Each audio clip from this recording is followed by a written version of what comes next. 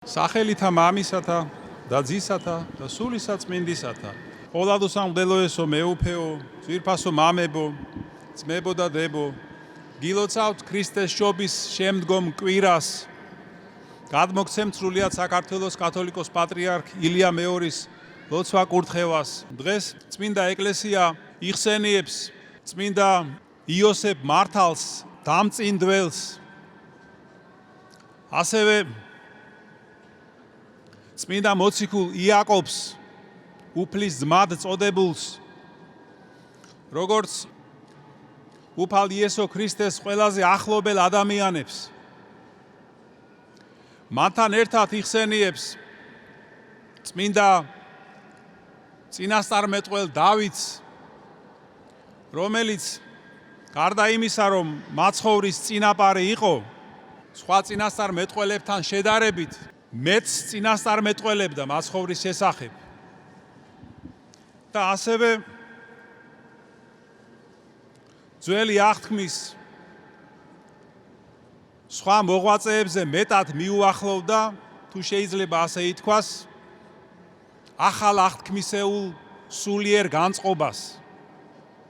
ეს გამოვლინდა მის თვისებებში, მის განსაკუთრებულ სიმდაბლეში, სინანულში და სხვა თვისებებში.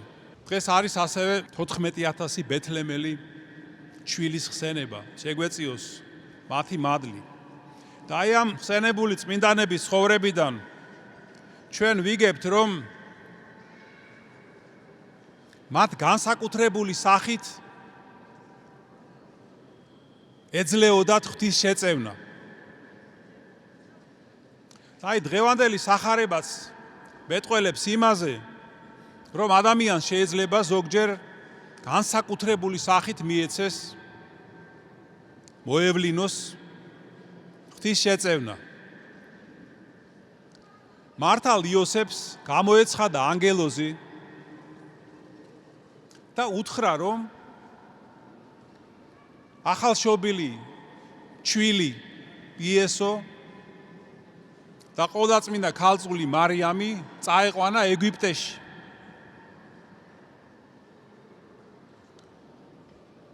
რაც იოსებმა შეასრულა. შემდეგ ჰეროდე მეფის გარდაცვალების შემდეგ ანგელოზი ისევ გამოეცხადა იოსებს და უთხრა, რომ უკან დაბრუნებულიყო სამშობლოში. მათთან ერთად. იოსებიც ადგა და დაბრუნდა. მაგრამ წავიდა ნაზარეთში. რათა აღსრულებულიყო ყველაფერი, რაც წმინდა წერილში წერია უფალ იესო ქრისტეს შესახებ. იქ ნათქვამია ბეთლემზეც, ნათქვამია ეგვიპტეზეც, დღეს იყო სახარებაში ეს მონაკვეთი და ნაზარეთზეც. აი მართალ იოსებს შეეძლო არ დაეჯერებინა ანგელოზისთვის. მაგრამ მან დაუჯერა ისევე როგორც დაუჯერეს ანგელოზებს წყემსებმა, რომლებიც მივიდნენ იმ გამოქვაბულთან შობის ღამეს, სადაც იშვა უფალი ჩვენი იესო ქრისტე, როგორც დაუჯერეს მოგვებმა იმ სასწაულებრივ ვარსკვლავს, რომელმაც ისინი მიიყვანა იმავე გამოქვაბულთან. მაგრამ წმინდა ანგელოზები მხოლოდ ასეთ გამორჩეულ წმინდანებს როდი ეხმარებიან. არამედ ასევე ეხმარებიან ყველას, ვინც ღმერთისკენ, ზეცისკენ მიისწრაფის. ისინი მზად არიან ყოველთვის ჩვენ დაგვეხმარონ. აი, შეგახსენებთ უფალ იესო ქრისტეს სიტყვებს, რომ ამიერიდან დაინახავთ გახსნილ ცას და ანგელოზებს აღმავალთ და ჩამომავალთ ძესაზე და კაცისასა. ეს სიტყვები ყველას განეკუთვნება, ყველასთვის არის ნათქვამი. მაგრამ ამას რომ ვეღირსოთ, საჭიროა რომ ჩვენც გვჯეროდეს ანგელოზების, დაუჯეროთ მათ, ისევე როგორც მოგვებმა, წყემსებმა და აი მართალმა იოსებმა. და ასევე ვიცხოვროთ უფლის ცნებებით, ვეცადოთ ყველანაირად, რომ ღვთის ცნებებით ვიცხოვროთ. მაშინ წმინდა ანგელოზები არასდროს დაგვტოვებენ ჩვენ. ყოველთვის ჩვენთან იქნებიან და მათ შეწევნას ვერანაირი ბოროტი ძალა ვერ მოერევა. ისინი გვეხმარებიან ჩვენ რომ მივიღოთ საღვთო მადლი, მაცხოვნებელი მადლი, ის სულიწმინდის ნიჭები, რომლებიც უფალმა იესო ქრისტემ მოიტანა დედამიწაზე და აქ დაგვიტოვა.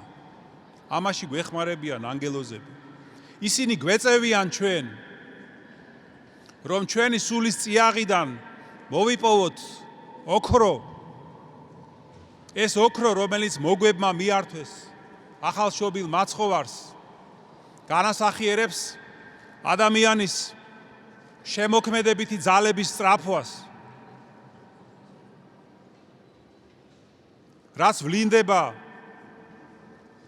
შემოქმედებით აქტივობაში, რითიც ჩვენ ასე ვემსგავსებით ღმერთს.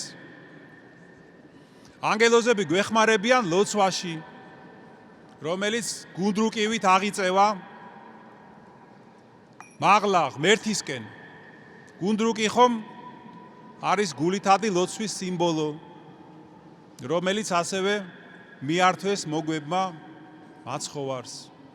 და ბოლოს წმინდა ანგელოზები გვეხმარებიან ჩვენ, რომ ჩვენს სულში გავხსნათ ყველაზე ძვირფასი და უაღმატებულესი თვისება, სიყვარული. ეს არის სიყვარული ღვთისა და სიყვარული ადამიანის. ეს ის სიყვარულია, რომელიც გვიბიძგებს ჩვენთან მოსული ღმერთის შესახვედრად, რომელიც მოვიდა დედამიწაზე იმისთვის, რომ ყოველი ჩვენგანი გახდეს ისეთი, როგორიც იგი თავდაპირველად გამოვიდა შემოქმედის ხელიდან. ამინ. ჩვენთან არის ღმერთი.